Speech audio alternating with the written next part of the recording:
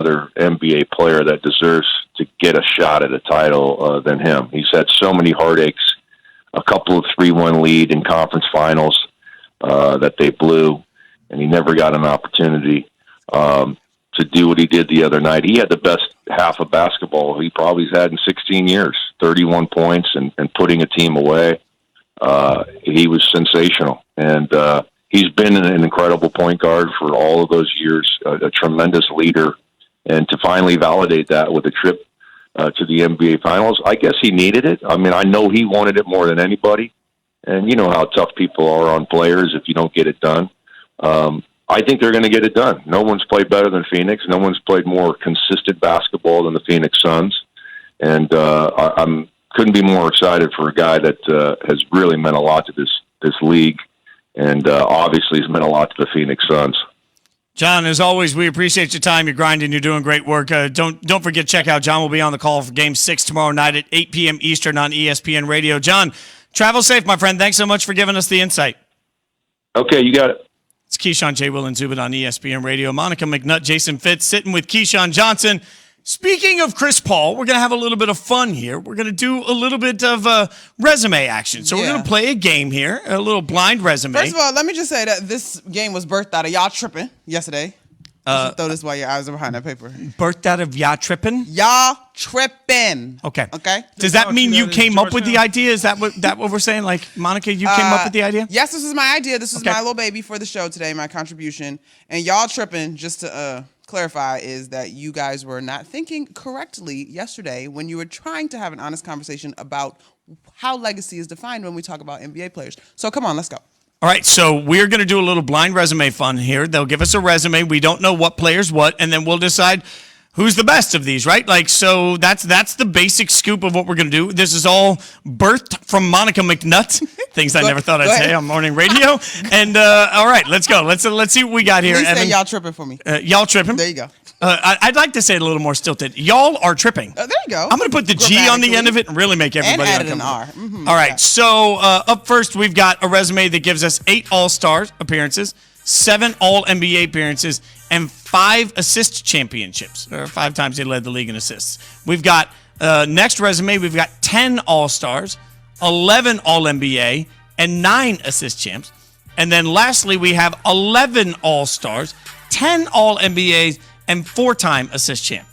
So these are, did they win a championship or not win a championship? It doesn't matter. None of them have won a championship. Oh, none of these players have won a championship. So are we ranking these then? Is that what we want to do? Is rank them 1, 2, 3? I think you're trying to guess who the players are. We're trying to guess. I know the names. We'll just produce the show on the air trying to guess who the players are. This is my perfect. So why would you be... Okay, come I'm on. not completely out of it. I mean, I got no idea. Okay, these are point guards, right? I got it. No, not all. One may be a point guard. One of them's a point guard. I got it. All right, what you got? So which one? Who's the first one? Evan. Which one's the first one? No, you're supposed to guess. Oh, I thought Evan was teeing it up. Okay. All-Star, Chris Paul. Chris Paul. You're guessing Chris Paul is the 8-time All-Star, 7 All-NBA teams, and 5-time assist champs. I was actually going to take Chris Paul as the middle one. That's John Stockton, the middle one. You think that's John Stockton in the middle? I think that's John Stockton in the middle. Okay. I think that's I think John Stockton would be all the way to the right, though. 11 All-Stars, 10 All-NBA championships. I mean, I feel like... Should we give clues, guys? Yeah, give me a clue here. Like, I don't have... Evan has to give the clues if he's giving clues. Way to put this together, Monica. I'm glad my name... You know what? So, all right. this show so why don't I give you the options? Chris Paul, Steve Nash, John Stockton. Guess which one is which. Stockton is in the middle.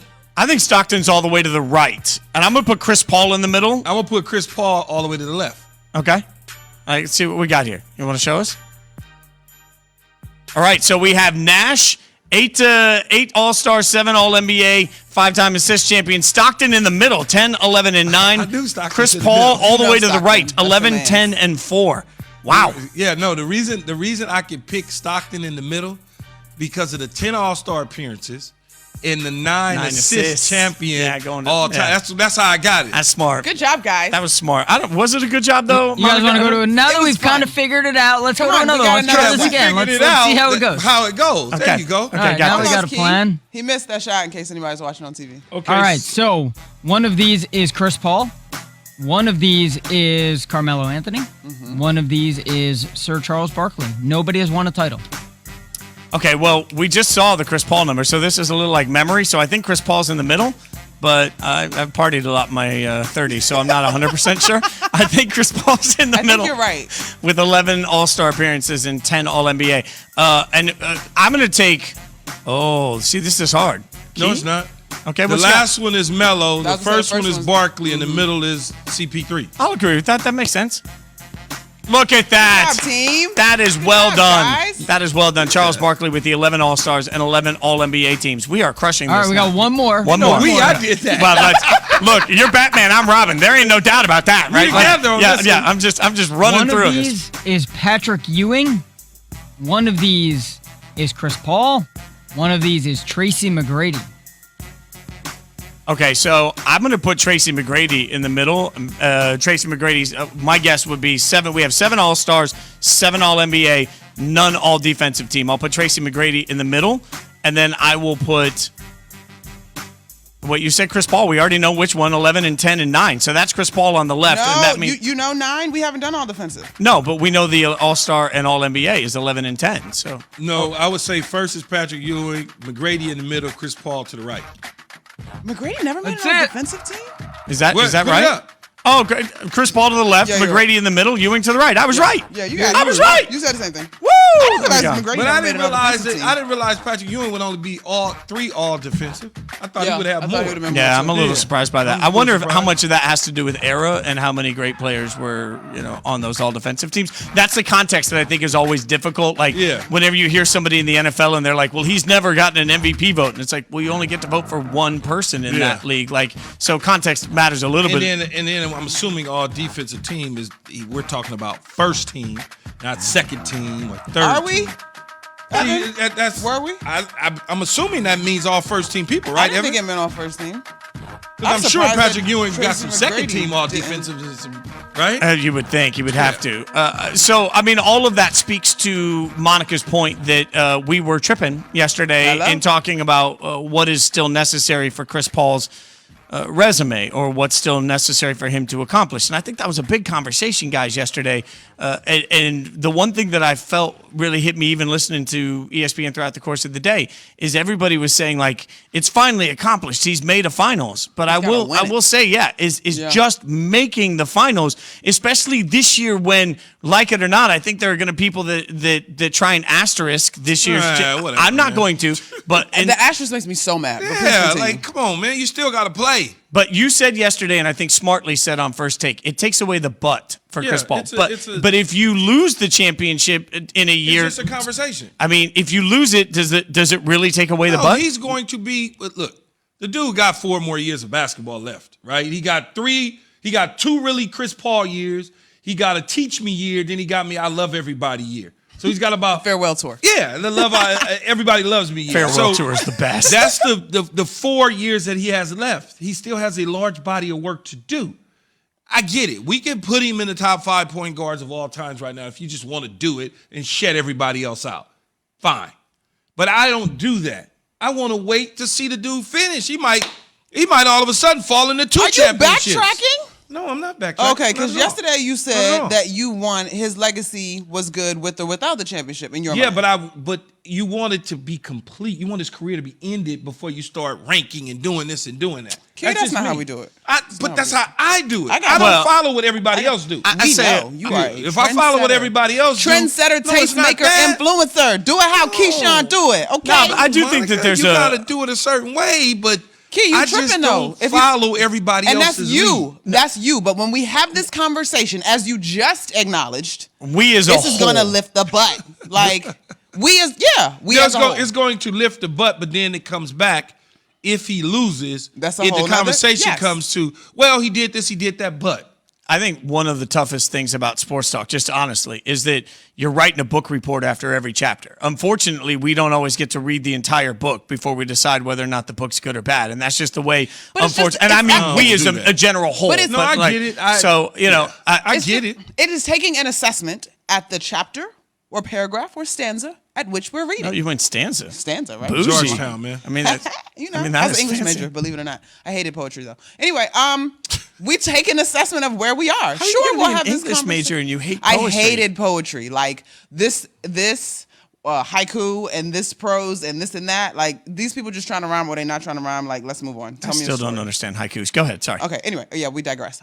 So the point is, when we take an evaluation at this particular moment, I agree with you, Key. We'll wait till his entire career is established to assess the whole thing.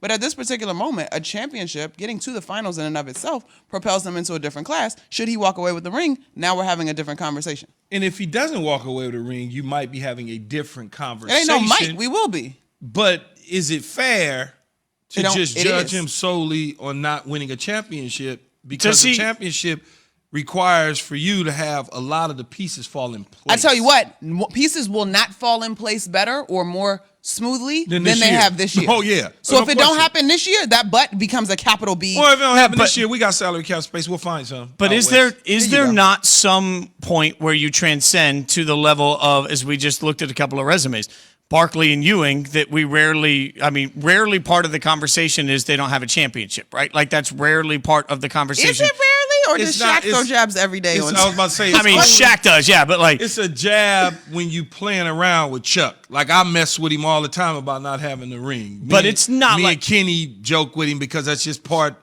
We could do that, but overall, in general, that conversation is not had in the masses. No, it's Right, not. 'cause- He is one of the greatest all-time small forwards to ever play the game. That's the conversation. No one ever talks about he doesn't have a ring when you're having that conversation. and when I look at the resume of Chris Paul, I just wonder, not immediately because unfortunately the world doesn't work this way, but long term, I wonder if he transcends into that, even if he never wins a championship. I mean, remembering the last time the Suns were in the finals was with Barkley, right? Like, so 29 years like ago. if there's a spot here where you can say, okay, maybe he ends up being a little like Barkley, a little like Ewing, his greatness transcended everything, and just getting this team to a championship will be remembered with such tip of the hat grace that maybe it changes long term some of that conversation. Yeah, if in fact he does not win it in the short term, people will say, damn, he didn't get a championship. But 30 years from now, it would just Chris Paul was a hell of a player. Championship conversation won't even come up, just like Charles Barkley. When Charles Barkley first retired, it was like, damn, he didn't win a championship. Now, when you're talking about Chuck, we don't. It's just not a conversation. I still think it comes up though. Now I would agree with Only you. with people like Shaq, because Shaq No. just I have fun with I it. don't think. I think in the larger context, it comes into okay. When you think of LeBron, MJ, right? Like rings. Everybody's still chasing the rings. Whatever. Kobe in that conversation, the rings. You can never deny what the guys that we just listed who have not won championships, what they did at their positions and what it meant to the league. But I do think when we start having basketball great conversations, there's no way to escape some of the most notable names who were excellent but still didn't come up with a championship. I just don't think you ever escape that entirely. You're going to have that conversation, but even when you talk about a John Stockton, for instance, you talk about his passing, his Hall of Fame, his Olympics. You don't talk about he didn't win a championship. That's not the headline, Key, but it's never not part of the, like, it might be the last thing you say, but it's going to get said. We agreed yesterday that the but look at that is pass. always there. Ooh, that was so That nice. I mean, I think that's the interesting thing, Monica. When you're having these debates, I don't feel like I say that about Stockton's another good example. Stockton, Barkley. I'll Ewing. say it about Karl Malone. Some guys just became cultural phenomenons that were viewed differently than, and I think Barkley is part of that. And I'm not sure what makes Chris Paul a cultural phenomenon, and I don't know if it happens short-term or long-term. I just wonder when you think about his greatness if we're going to have to couch it differently. Well, we ain't going to have to worry about that anyway because he's going to win. I do agree with that. But in particular, I think CP3's, well, I don't have the numbers in front of me, but however many playoff games he's had and how close he's been, and it took him 16 years to get here, that in particular, I think will stand out when we have this conversation. All right. You can tune in, by the way, tomorrow to an interleague battle as the Yankees host the Mets. Coverage begins at 12:30 p.m. Eastern on ESPN Radio and the ESPN app. Much more on that series coming at you next. KJZ on ESPN Radio and the ESPN app.